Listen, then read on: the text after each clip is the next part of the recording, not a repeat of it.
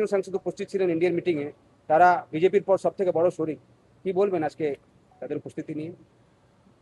নির্বাচিত জনপ্রতিনিধি হোক কিংবা দেশের সাধারণ মানুষ, প্রত্যেকেই এটা জানেন যে ভারতবর্ষের এই মুহূর্তে উন্নয়ন, অগ্রগতি, প্রগতি এবং বিশ্বাঙ্গনে ভারতবর্ষকে প্রতিষ্ঠা করতে পারেন একমাত্র নরেন্দ্র মোদী এবং নরেন্দ্র মোদীর নেতৃত্বে এনডিএ সরকার।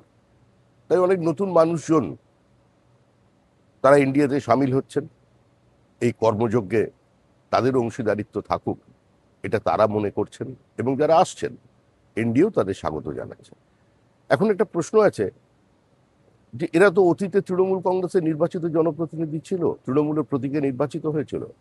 আসলে তৃণমূলের কার্যপদ্ধতি, তৃণমূলের নেতৃত্বের প্রতি ঘৃণা, বিতৃষ্ণা, অনাস্থা আজকে এদের এই পর্যায়ে এনে দাঁড় করিয়েছে। এটা তৃণমূলের আভ্যন্তরীণ বিষয়, কিন্তু এনডিএর শরিক হিসেবে তারা কাজ করবেন। এটা তো এনডিএ শক্তিশালী হবে।